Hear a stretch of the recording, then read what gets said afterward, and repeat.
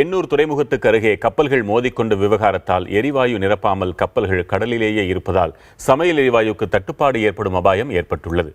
வளைகுடா நாடுகளிலிருந்து சமையல் எரிவாயு கப்பல்களில் டன் கணக்கில் கொண்டுவரப்பட்டு எண்ணூர் துறைமுகத்திலிருந்து குழாய்கள் மூலம் இந்தியன் ஆயில் நிறுவனங்களுக்கு அனுப்பப்படும். இந்த நிலையில் கடந்த 28ஆம் தேதி துறைமுகத்துக்கு அருகே 2 கப்பல்கள் மோதிக்கொண்டன. 75,000 டன் சமையல் எரிவாயு இந்தியன் ஆயில் நிறுவனங்களுக்கு அனுப்பப்பட்டது. எரிவாயு உற்பத்தி தீர்ந்த நிலையில் மீண்டும் எரிவாயுவை நிரப்புவதற்காக கத்தாரிலிருந்து 2 கப்பல்கள் துறைமுகத்திலிருந்து 3 நாட்டிக்கல் மைல் தொலைவில் 32 மெட்ரிக் டன் எடையோடு சமையல் எரிவாயுவுடன் கடலில் காத்துக் கொண்டிருக்கின்றன. விபத்துக்குள்ளான கப்பல்கள் விவகாரம் இன்னும் முடியாத நிலையில் 2 கப்பல்களிலிருந்து துறைமுகத்தில் எரிவாயு இறக்குவதில் சிக்கல் நீடித்து வருகிறது. எரிவாயு இல்லாததால் திருவள்ளூர் மாவட்டம் அத்திப்பட்டு புதுநகரில் உள்ள இந்தியன் ஆயில் நிறுவனம் மற்றும் இந்தியன் ஆயில் பெட்ரோனஸ் நிறுவனங்களில் உற்பத்தி நடைபெறவில்லை.